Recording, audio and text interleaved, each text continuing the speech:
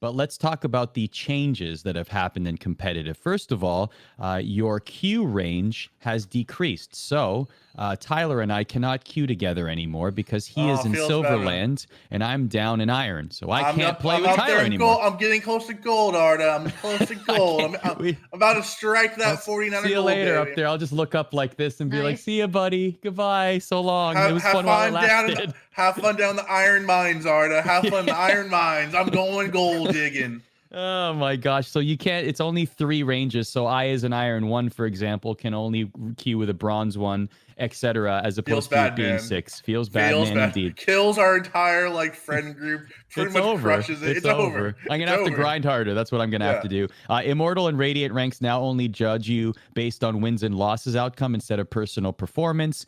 The big thing here that I absolutely love, and I think it's going to be a massive change to how people are scouted, obviously, because it got infinitely easier, is the addition of leaderboards. And we have seen, right? I mean, yeah, this deserves a Well, no, don't give them. It's not even done. It's a random one-off. Let them actually implement it first, then we'll clap them. Well, I just want to say though, can I just very quickly? For so long. Right. Can I just say though, the 2 tweets that they did put out, the leaderboards for NA and EU, I love that was the perfect example to me of exactly what to look forward to. In NA, Tens is number 1. Tyler calls him Latens James for a reason. He's the best player in the game. This is not surprising to anyone, right? I love that that's the case. And then you see a lot of the familiar faces in the top 50, and we're going to see some new names emerge. It's awesome. Then you look at the EU board, and number 1 is a guy that you've never heard of before. And I absolutely love that, because then G2 starts interacting with him on Twitter, and all of a sudden he's getting looked at by major organizations. So this is like a perfect dichotomy, a perfect example, Jacob, of exactly why leaderboards are successful. I mean, I feel like that's the stereotypical European story, though, is that North America likes to recycle talent from other games, and here's this random person. We already said this was going to happen, right? We said in 5 years from now, the best Valorant player will be someone you never heard of, right? They won't be from another game. They will be someone who organically grew up in this game and developed themselves in this game from scratch. And I feel like we're already starting to see the tea leaves of that, particularly in Europe, because it's less solidified as a region competitively. Whereas North America, I feel let's recycle some Counter-Strike players, and that's worked fairly well in some cases, and not so well in others. But yeah, I feel like typical. But I mean, that's great. I'm glad that the leaderboard needs to exist. We need to have it. I mean, I would like a very similar system to League of Legends personally, where you have your rank, you can see your rank board and points or however you want to I know the blind matchmaking is a Counter-Strike thing for sure, where you know your rank, but you don't know how close you are to promoting up, promoting down, and how your performance affects that. But I think a League of Legends style leaderboard would actually be somewhat helpful here. Because I think it goes without saying sometimes, but I think people may don't think about this, but there is sort of this dopamine release of seeing your number go higher, right? Or go lower, and you kind of it fuels your brain to want to commit and keep going to something. You feel like you're being rewarded, and that's really important for the player base. So I think that people will be more engaged with Valorant generally if there is some sort of rewarding system that's a little bit more transparent than it currently is. So, but top leaderboard should have been in top 100 or whatever else. This should have been a thing at the very beginning, and I was disappointed that it wasn't. I'm glad that at least for the time now that they're doing something a little bit smaller. I'm not really sure why they're so protective about doing something bigger, though. I haven't quite figured that out. I'm not sure their argument for being so slow. Yeah, I don't know. I'm just happy it's actually here. Look at the top 50. Our old friend, the FaZe captain, the legendary FaZe captain, Jason R is in the top 40. Arda 39. I'm impressed. Your favorite.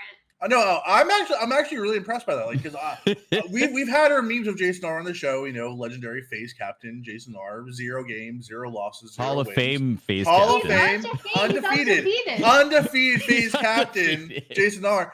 I'm actually really excited to see him in the top 40. Looking at this list, you see a lot of familiar names. You see the Dappers, the Crashies, the Hikos, but I think Jason R top 40.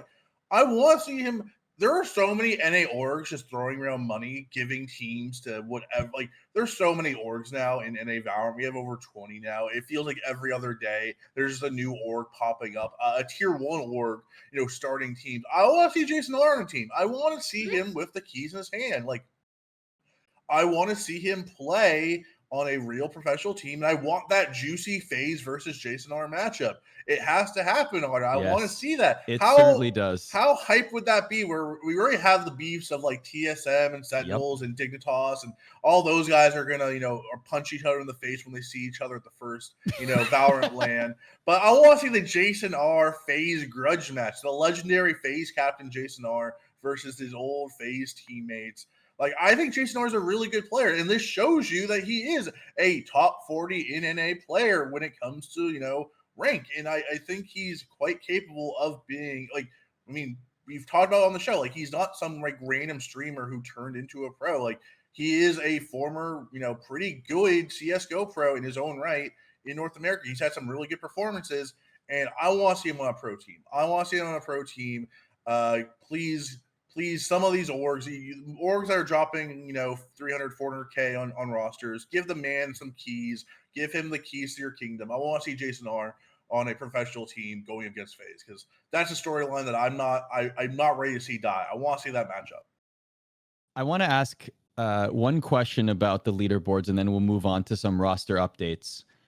The other side of this, Emily, is that someone like Mixwell is not on the leaderboards. Now, whatever the reason is, whether he's not grinding ranked or he's, practicing in other means, etc., optically, that's the first thing you're going to notice is a top player in a region not being on the leaderboard for whatever reason that may be. How concerning should that be to somebody looking at that? I mean, I don't think it's super concerning, but I do think it's an argument for having leaderboards like just put them all year round, like all the time, so we can see them. Because I think watching someone, instead of having like it's one thing to have a snapshot, right? And this, I guess, returns to the discussion we were just having, but I want to see that constantly updated so we can see where did he start? Is it just that he hasn't been playing? You can kind of track reasoning through that. And you see this with League of Legends all the time too, where it's incredibly easy to track someone's performance and say they actually just haven't been playing solo queue. And is that a problem? Is it not a problem? Do they have another account? That kind of thing. I